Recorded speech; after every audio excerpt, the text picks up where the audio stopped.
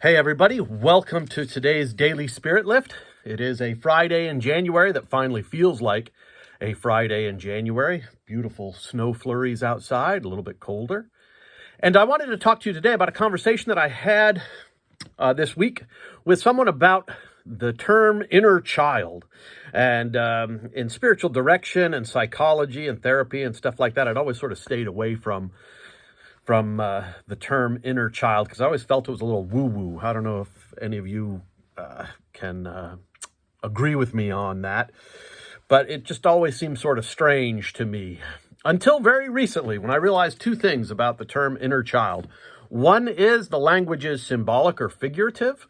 So that means that doesn't mean that it's false. It means that it's true, but it's true in a way that maybe is more meaningful than we possibly think.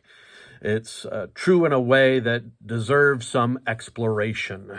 So it's a mythical, symbolic or figurative language that tells truth in a different way than the normal logical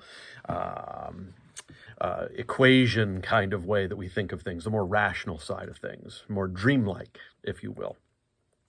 So in that aspect, I'm kind of interested in it now. The second thing that I learned about it or thought about it that occurred to me is that when I thought about the inner child, I often thought about going back to chapters of my life that had passed or that are closed.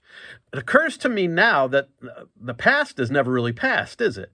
That the experiences of you as a child, they are still there, and you build on them and change that narrative, even unreflexively or unconsciously. So you still experience those childhood events. Your inner child is still available to you, even at early 50s.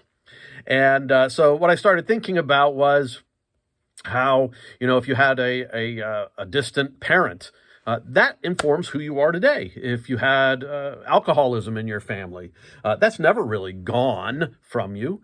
If you had an experience that was particularly traumatic or losing someone very close to you when you were a child, if you had a particularly loving upbringing, if you had a particularly powerful religious experience or mentoring experience with someone who took care of you, who helped you, that too is part of your inner child workings. And those two things have helped me wrap my head around this and sort of wrestle with who am I today and what does my inner child say to me about that. All right, I hope this has been helpful. I hope you can experience some of that with me.